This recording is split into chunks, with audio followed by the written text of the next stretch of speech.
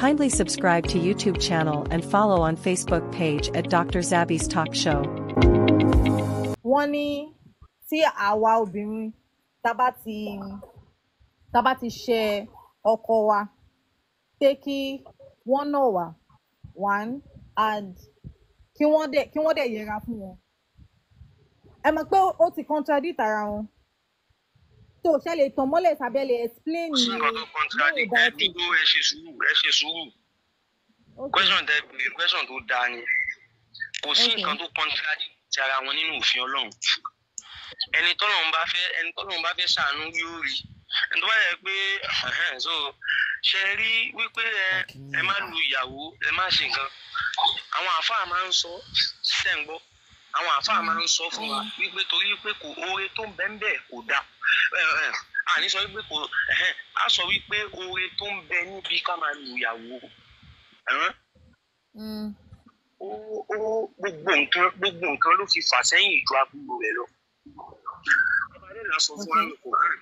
Ó ní àwọn ọ̀gbìn ẹ̀mí yìí. Ó ní wallati takhafuna nushuzahunna fa'izuhunna wahjuruhunna fil madaji' wadribuhunna. Bẹ́ẹ̀ bá ti ń báyà wípé àìfẹ́ gbọ́rọ̀ ó ti wà nínú ìṣesí àwọn ìyàwó yín fa'izuhunna. Ní tẹ́ kọ̀kọ́ máa ṣe ni kí ni ẹ kọ́ máa ṣe wáàsí fún wọn. Ẹ bá ṣe wáàsí fún wọn gbọ́ wahjuruhunna fil madaji'. Wahjuruhunna fil madaji' tẹ́yìn lọ ń ka bóyá translation àbí nǹkan kan lẹ́rọ̀ ń ka mẹ́rin tó ń sọ fún yín pé kọ́ pa wọ́n tì. Kò sí ẹni tó tú wahjuruhunna fil madaji' sí pé kọ́ pa wọ́n tì. Mo ń gbóyè yín nìsín. Ẹ lè máa tú Quran. Ẹ lè máa tú Quran bí ẹ sọ pé Quran lẹ́yìn fẹ́ máa tú. Afa ẹ̀ka tó wahjuruhunna fil madaji'. Kiri tí wọ́n wahjuruhunna fil madaji' ẹ̀ka lọ kẹjẹ ká lọ síbi tán lọ. Wahjuruhunna fil madaji'. Afa ẹ gbọ́ wahjuruhunna fil madaji'. Ẹ ṣe hajuru wọn. Ẹ pa wọ́n tì lórí ibùsùn. Ànábì sallallahu alaihi wasallam. Kí wá ní nǹkan tá a tú tó yàtọ̀ sí nǹkan tẹ́ ń sọ. Ṣé Kùránì yìí lẹ́yìn ni? Ṣé ẹ̀yin ka hadith Ànábì sallallahu alaihi wasallam? Nǹkan tí mo sọ kọ́ yẹn farabalẹ̀. Kí la tú tó yàtọ̀ sí nǹkan tẹ́ ẹ tún sùn. Ṣebí wahjuruhunna fil madaji' ẹ yẹra fún wọn ní ibùsùn náà látú. So ẹ pa wọ́n tì ní ibùsùn. So ìyá mi ṣe é kàrọ̀ lọ. Ṣánnábì ò padà ṣe bàyánu ẹ̀gbọ́n àfa. Ṣánnábì ò padà ṣe bàyánu wahjuruhunna fil madaji'. Ẹ ṣàkà ọ̀rọ̀ lọ. Ẹ kà ọ̀rọ̀ lọ ẹ kà áyà tán. So lẹ́yìn ìgbà náà wadribuhunna ẹ wá náà wọn Ọlọ́run ló sọ bẹ́ẹ̀ sóti. Ẹ ṣe sùúrù àfa ẹja múlẹ̀ ọ̀kọ̀ọ̀kan. Ẹ ṣe sùúrù àfa ẹ ṣe sùúrù ẹja múlẹ̀ ọ̀kọ̀ọ̀kan. Èmi ní point àfa ẹ má sọ̀rọ̀ lọ náà ẹ ṣe sùúrù náà ẹ dẹ̀ ń sọ̀rọ̀ lọ. A ti gbọ́ náà ṣe bá ti gbọ́ nǹkan tẹ́ ẹ sọ ẹ ti kà á ti gbọ́ àfẹ́ gbọ́ la ní kẹ́ ẹ sọ̀rọ̀ ni a fẹ́ gbọ́ nǹkan tẹ́ fẹ́ sọ náà la ṣe ń gbọ́ yín ẹ dẹ̀ ti kà á tán so bẹ́ẹ̀ ṣe ń tu nǹkan tí mi kàn fẹ́ béèrè question so ìyá wa máa béèrè question àwa náà máa ní nǹkan tá máa fi béèrè question láti fi support ara wa ẹ understand so láti lè jẹ́ kọ́rọ̀ lè yé I mean in short so ó ní pé bẹ́ẹ̀ ṣe ń tu yẹn sọ pé Allah sọ pé fa'izuhunna ẹ ṣe wá sí fún wa wadribuhunna lẹ́yìn náà ibo ni lẹ́yìn náà wà nínú ọ̀rọ̀ yẹn nǹkan tí mi kàn fẹ́ béèrè ni ibo ni lẹ́yìn náà wà nínú verses yẹn tẹ́ ẹ̀ sọ pé lẹ́yìn náà pé àlàyé tèmi kan tẹ́ ẹ̀ sọ yẹn wípé ẹ kọ́kọ́ náà wọ́n ẹ ṣe torí èsì ọ̀rọ̀ yín bẹ́nu Al-Qur'an lẹ́yìn náà nínú àyà yẹn ni ẹmu wa lẹ́yìn náà. Nígbà tí ẹ ṣe sùúrù ẹgbẹ́ nígbà tó bá dẹ́dà sọ ibi fáyìn ruhunna ẹ ṣe wáàsí fún wọn wá ní wahjuruhunna fil madaji' wadribuhunna so ẹ̀yin tú wáwù yẹn sí kíni kílẹ̀ ń tú wáwù yẹn sí. Kí ni ìtumọ̀ wáwù lọ́dọ̀ tí. Kí ló dé tó fi gbọ́ mi kí ló tó fi jẹ́ wípé ó tẹ̀lé fáyìn ruhunna.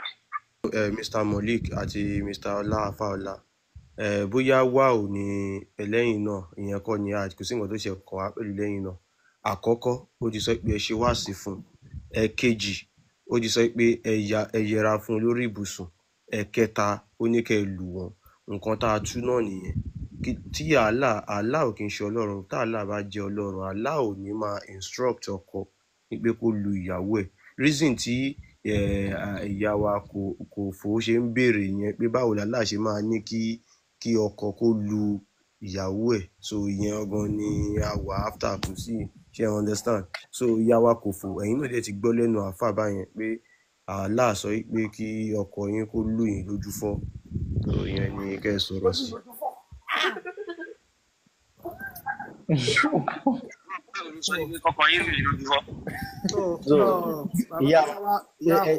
Ìyá wa kò fò. Ìgbà tó ti kà á báyẹn, so ẹ lè béèrè question lọ́wọ́ wọn pé ṣé Ọlọ́run Olódùmarè ló máa ní ká máa na ìyàwó wa, so ẹ bá wọn sọ̀rọ̀ gẹ́gẹ́ bí obìnrin, so pé since táwọn náà fúnra wọn ti fẹnu wọn kà wípé Allah ní kí wọ́n nà yín, lẹ́sùn mọ̀ ní wáwù ní gbogbo yẹn ká gbé sẹ́gbẹ̀ kan lóòótọ́. So now wọ́n ti confirm ẹ̀ pé Allah ní ká nà yín o, so báwo ni kí ni value yín nínú Islam tó fi jẹ́ sí pé ẹlẹ́tọ̀ọ́ nínà, so kí náà fi yín wé, kí náà fi ẹlòmí àwọn questions yẹn lọ́wọ́ wọn. So náà gbọ́ àwọn questions, I want answers. Ìtọ́rẹ̀ lọ ṣe gbé yín wá sókè bí báyìí, Mr. Olawan. ẹ̀yin náà ti túmọ̀ ẹ̀ sí Yorùbá, ẹni pé kó yẹra fún wọn, kó dẹ̀ nà wọ́n. Is that not what you said? You said it just now.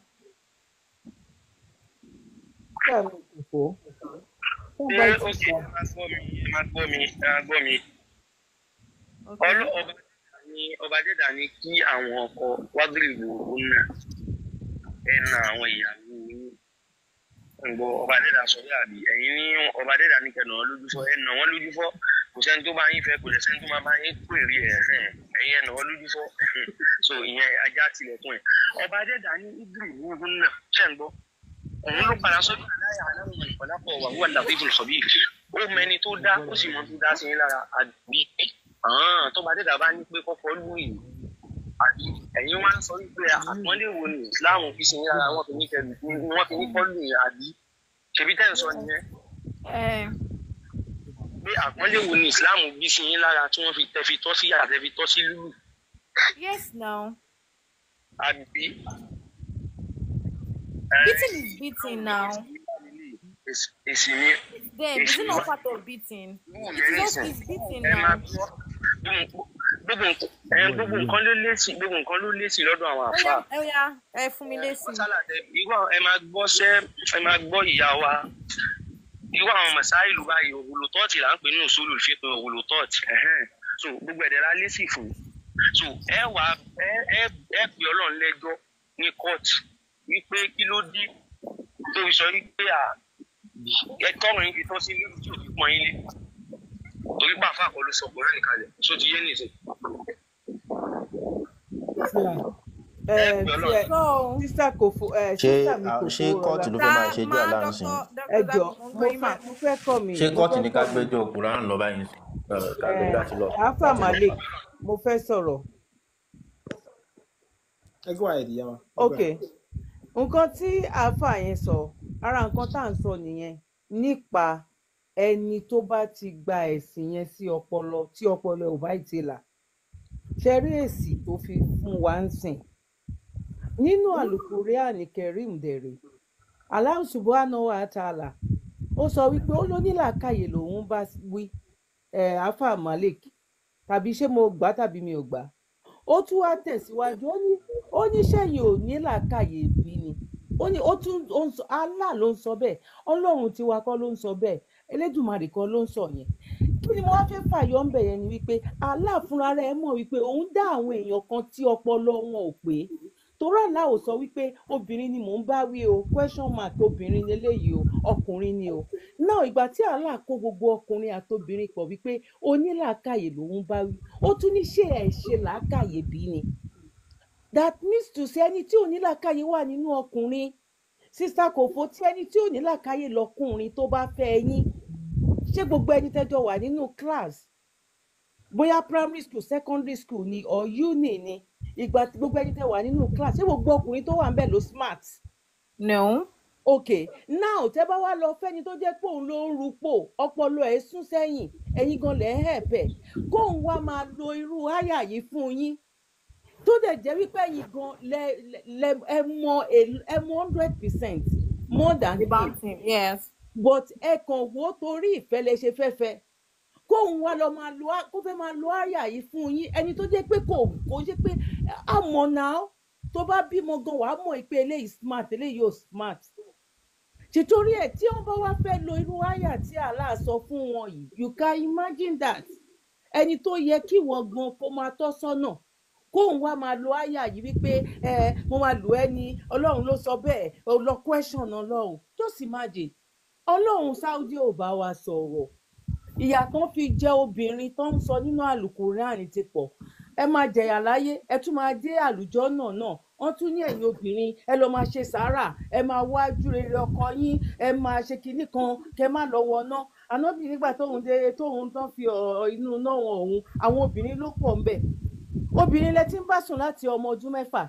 tí ò mọ nǹkan tó ń jẹ́ love tí ò mọ nǹkan kan ọmọ tó yẹn fi bèbí ṣeré tẹ́ ẹ̀ ń bá sùn láti ìgbà yẹn obìnrin náà ló máa lóyún obìnrin ló máa bímọ obìnrin ló tún kó lẹ́rú tó ń lọ káàkiri àná àwọn ò lè fọwọ́ tọ́ wọn láyà wípé òkè ẹ gba ẹ̀sìn yìí tó bá máa sọ́ọ̀sì máa ní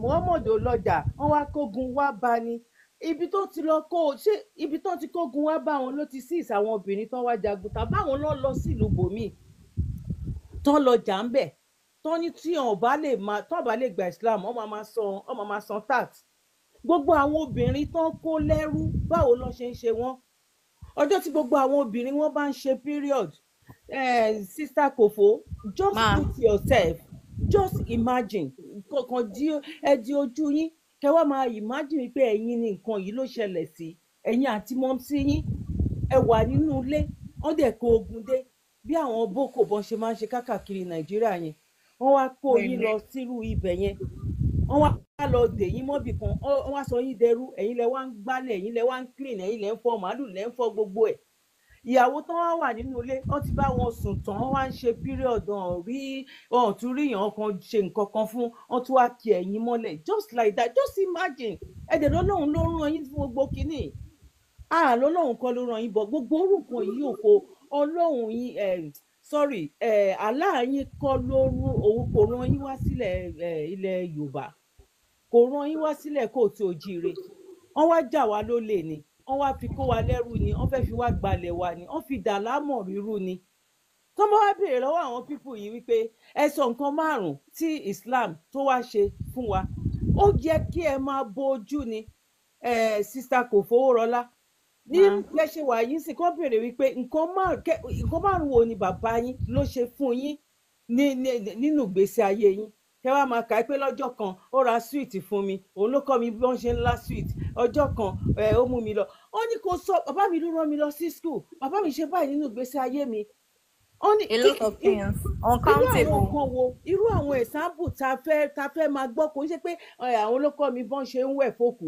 àwọn ló kọ́ mi bí mo ṣe ń hùwà ọdẹ kan wá síbí báyìí níjẹ tàbí jẹrin kan ni ó ní gbogbo nǹkan tóun ṣe bóun ṣe ń hùwà Allah ló kọ́ Muhammad ló kọ́ o that means òbí tó bí ẹ ọ̀hún níwà rárá ẹranko wà tó jẹ́ wípé ẹranko ó ń help ẹranko ẹgbẹ́ ṣé Allah ló bọ́lẹ̀ láti kó ẹranko yẹn just common sense ní gbogbo àwọn kinní bèbí ti ṣẹ́jú àwọn pípọ̀ yìí kàn wá ó wá dà lámòrí wa rú ni ó ní kí làálà ṣe àwọn nǹkan tèmi lè kà wípé tán bá sọ pé nǹkan téèyàn ṣe nígbà tán máa mú ẹ̀sìn wá sí ìlú yín ó lè pọ̀ rẹpẹtẹ ẹ lè sùn ẹ lè wọ́n gbà yẹn ẹ máa ń sá káàkiri orí igi ni ìgbà tó ń gbé ẹ̀sìn yìí wá ẹ bẹ̀rẹ̀ sí nínú fọkànbalẹ̀ kò sí olè mọ́.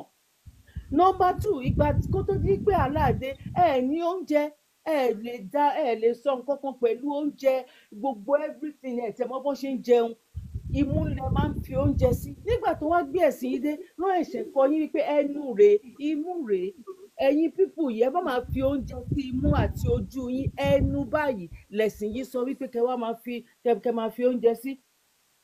Nọ́mbà 3 bóyá nígbà tí ọtọ̀ tí ìgbẹ́sìn dé gbogbo àwọn obìnrin pátápátá oníṣìnà ni wọ́n oníṣìnà ni gbogbo àwọn obìnrin ẹ̀sìn yìí ló wà gbà lọ́wọ́ wọn àti bẹ́ẹ̀ bẹ́ẹ̀ lọ nǹkan tó yẹ kó máa kà nìyẹn and opposite ní gbogbo nǹkan tí mo kà sílẹ̀ yìí kó tó di kó gbé ẹ̀sìn wá ọmọdé tí ò bá tán á bá rọ̀bá nígbà táwa yìí kéré a máa sùn síwájú ta kò sólè kò sí nǹkan kan kódà gan gba àwọn nǹkan táwọn bàbá ní bóyá wọn máa fi gbálẹ̀ wípé tó lè bá wọlé ó máa bẹ̀rẹ̀ sí ní gbálẹ̀ tó bá wá kí èèyàn ní àdúgbò ó máa ní ká wọnú mọ́tò ká mú wọn lọ sílé ibi tán ti àwọn tó àti jí ọmọ ọmọ báyìí you can imagine ìgbà tó gbé ẹ̀sìn dé kò sí nǹkan kan ẹ̀sìn tó gbé wá kò kọ́ wa bọ́n ṣe ń ṣe ìgò kò kọ́ wa bọ́n ṣe ń ṣe cream body cream nínú bible àti quran ó lè rí ibi tó ti lè ṣe jíǹsì nínú ẹ̀ kí wá ní problem nígbà tí àwọn òyìnbó tó ń gbé ẹ̀sìn yìí sílẹ̀ tó ń dá ronú wọn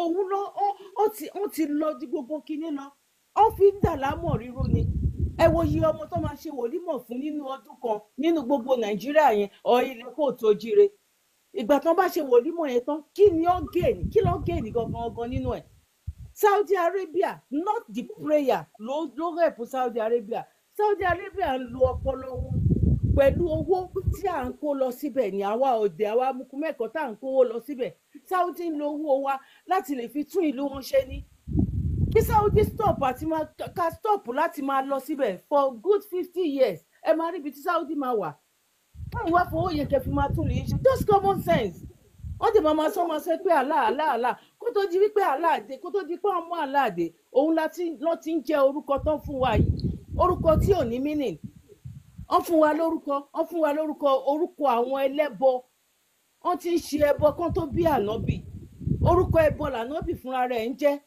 àwa máa yangàn lórí ìyẹn à ń bá wọn jẹ́ sake name ẹlẹ́bọ ẹ̀dẹ̀ ní káwa má ṣẹbọ tiwa sísà mi ẹ ronú dáadáa o gbogbo àwọn tó bá inbox yín ọ̀rọ̀ lọmọ ilé tí ń jẹ ẹni kan wá pàdé yín níbi ibi tẹ́ ti jọ pàdé báyìí ni ẹni tó bá fẹ́ bá yín sọ̀rọ̀ torí tẹ́ bá lọ wo inbox yín sí wọ́n ti máa sọ oríṣiríṣi síbẹ̀ ọ̀rọ̀ rí ẹ̀rí rè ní gbogbo nǹkan tí à ń sọ yìí káwọn bọ́ síta èyí tó bá jẹ́ kí níbẹ̀ bọ torí wípé làákàyè èmi ò dẹ̀ lè blame wọn because èmi náà tẹ̀ rí i bóyá tó bá jẹ́ bí 6 years ago 7 years ago tẹ́ bá mi sọ gbórú nǹkan báyìí mo lè tí n bá lè pè lọ́wọ́ mo lè ṣe tí n bá ní igi lórí gan mo lè fọ mọ́nítọ̀ òun lórí torí gbogbo ìgbà yẹn náà èmi náà wà nínú oko ẹrú mi ń ṣàìmọ̀ fọlọ́kọ mo mọ̀ pé gbogbo àwa tá wà lórí platform yìí kò ṣe bí kí 20% kó máa mọ ohun mi lásán. mo ṣe rí ìyá wa kò fowó rọlá inú mi dùn gẹ́gẹ́ bí àfa àgbọn ti ṣe dáhùn ìbéèrè wọn ní ká lọ pe àlálẹ́jọ́. ọ̀sẹ̀ ọtí dáhùn. so inú mi wá dùn ánsà tí mo láìkì ní ánsà yẹn so màá gbé yín lọ sínú Quran 33-36 ìdí tí àfa fi sọ̀rọ̀ yẹn so kẹ́yìn gẹ́gẹ́ kà á so ṣe rí àyà tí mo gbé wá Quran Suratu Azab 33-36 àjùkà lẹ́yìn so ẹ̀ka káwọn èèyàn gbọ́ ẹ máa kà dédé kí ọmọdé máa bá yín tu kí ẹ máa kà díẹ̀. It is not for a believing man or woman. Onígbàgbọ́ lóbìnrin àti lọ́kùnrin. When Allah and his messenger decree a matter to have any other choice. Tí Allah àti Muhammadu bá ti pàṣẹ ẹ̀ka sí wàhálà. Indeed, whoever disbelieves Allah and his messenger has clearly gone far astray. Ẹ ti rí ìdí tí táàfà fi sọ bẹ́ẹ̀ fún yín lẹ́ẹ̀kan. So tálà bá ti sọ̀rọ̀ nínú Kùránì ẹ má lọ lọ́rùn á lù yín ni wọ́n ní ká lù yín ni kò jù bẹ́ẹ̀ lọ tó ti yé yín báyẹn so now ẹ lè máa rò pé sànàbí náà lù ìyàwó ẹ̀ ṣó lù ú àdìtì yẹn gùn ni ní ìbá gbé wá bọ̀ máa fún yín kẹ́ lọ kà tó bá ti délé ànábì fún aláàrẹ ó na ìyàwó ẹ̀ tó fẹ́ lọ́mọdún 6 Àìṣà wọ́n bẹ̀rẹ̀ lọ́wọ́ ilẹ̀ pé ẹ lè fọmọ yín lẹ̀ kí wọ́n fẹ́ lọ́mọdún 6 pẹ̀lú àbá ẹ sọ pé kí ló dé ó ṣe máa wá rí bẹ́ẹ̀ àbí. Bẹ́ẹ̀ni. Bọ̀kátì lọ sí ibẹ̀ yẹn ẹ̀kọ́ àdìtì yìí kalẹ̀ ogun bí Aisha ṣe na àmì bí Muhammadu ṣe na Aisha òjíṣẹ́ Allah ṣe na Aisha ẹ̀kọ́ Súnà Ànàsà. Mi mọ̀ ń ṣe voice note dáadáa Súnà kí ni. Ànàsà. Okay. 3964 3964. Ẹ máa rí bí Aisha ṣe na Allah nínú.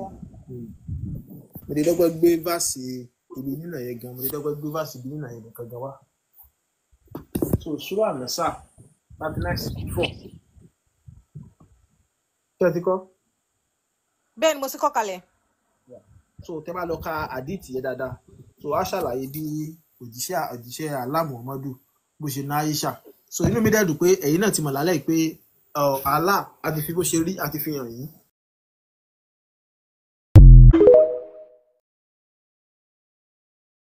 And I hope I'm talking to people who are, I mean, intelligent for sure. I'm sure you're very intelligent. So the process of the matrix in itself is to create an environment, an egg.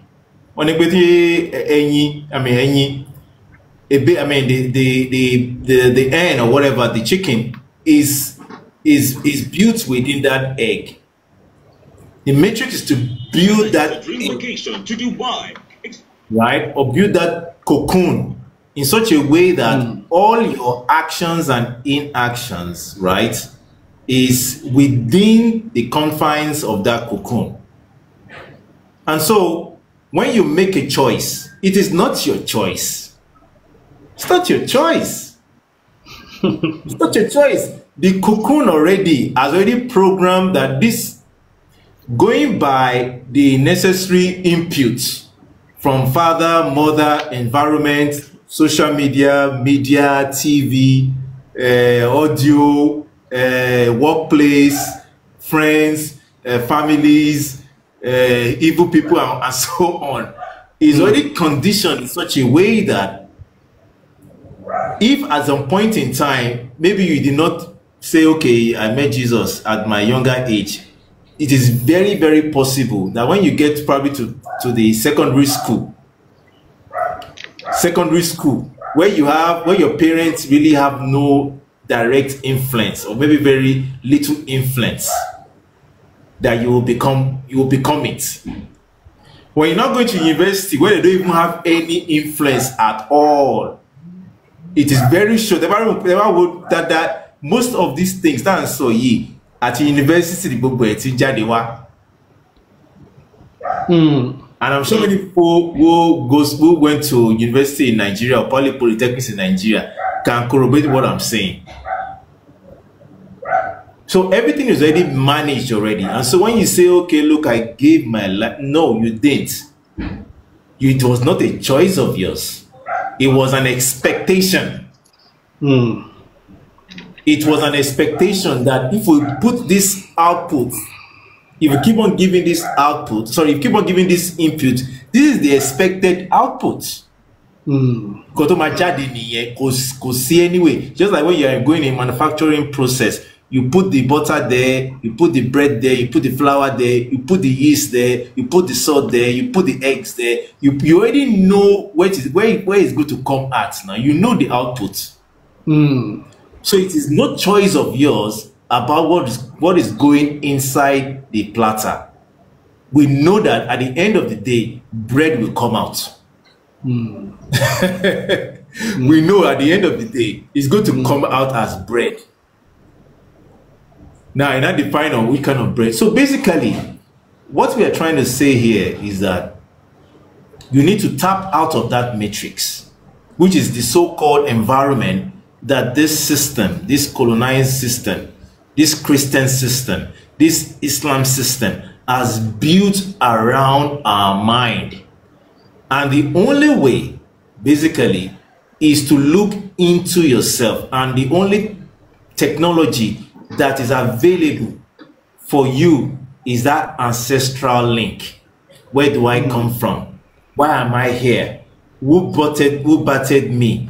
What is the language my ancients were speaking? What happened to me? What happened to them before the advent of Christianity and Islam? Where was I? Where was my forefathers before they came in, before the invention happened? What language were they speaking? What were they doing? What were their thoughts? What was their spirituality? How were they talking to the divine? How were they talking to nature? How are they linking themselves? How did they become, did they grow old so well that there is no disease in one form or the other? How did they be able to give birth without any issue? How are they be able to remain sane before the invasion? If you do not have this thought within your mind, you will still be locked within the matrix. because it is that point, that origin of yours, that is where should be your link. Your history did not start from Cain and Abel or Adam and Eve. It did not start from Jesus. It didn't start from Islam. Your history started way back, all the way from when Olodumare wanted to make the earth. And those earth, the earth that we live in now, we have people who Olodumare and Wenrumole that came in to form the length and breadth and the fabric of this society. That is where you are coming from. And that is the people you must link with. And that is why I am here today. And that is why Babalawo Pelumi is here today. Is because we have also made that link. If everybody, like I said in the last edition that we had, if everybody makes that link, just imagine the development, the expansion, our mental capacity, our strength that we will have today. I was just checking something online just a while ago about black inventions and black inventors and their invention. All right. And I saw one page here that says paper, Africans, chairs, Africans, alphabet, Africans, medicine, Africans. It to interest me, Jugoni. He said civilization, Africans. Civilization, Africans. Yeah. Now, there's something that Timmy said, which I'll go back to. He said, okay, what did was this what somebody was saying? I don't know whether she was the one, thinking that, okay, she said that, okay, that the whites respect women more than men. And I asked her, okay, in what context are you talking about? Okay. Is it the same? Whatever I can see detail or oh my! Do you know the conquest the church did over centuries, and how they put women who has maybe some what they call it, some psychic abilities? They were calling them witch, and even in your Bible, the Bible says that do not suffer a witch to live. Yeah, not to live. How do you categorize a witch? Who is a witch?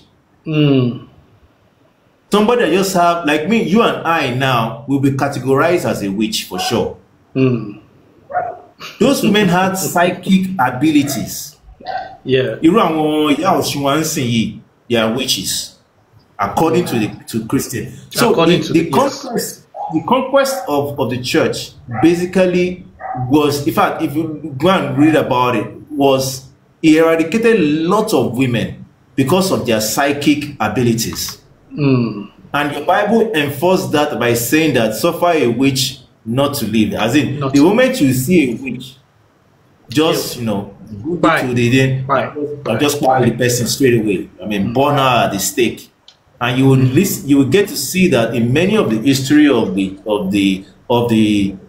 church, the England and whatnot, you will see many of these things happening there. It's there all over the internet, and they don't deny it. It's there. It's their past history.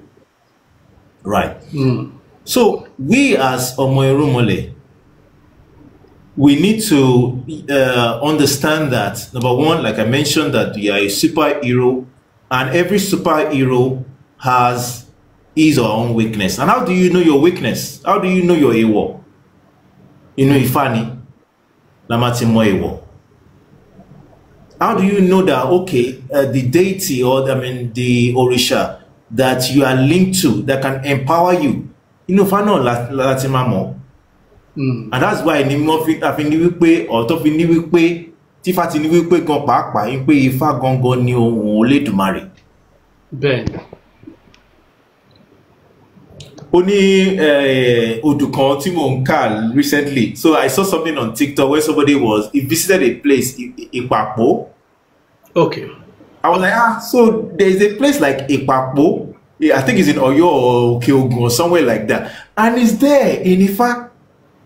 Ben. It's there. So I don't know how long Ipapo has been as a town or as a council. Yeah. But it's there in Kilo Dunyegono. It's there. That okay, somebody he did something, and when he and when he did the Ebo, everything worked out well for him. It's there in Ifa. So Ifa not only captures our history, it also captures the essence of why we are here on this planet and what we indeed came to do. So for anybody who is still dilly-dallying and about it, I don't know what else to say, Babalawo Balumi, about it.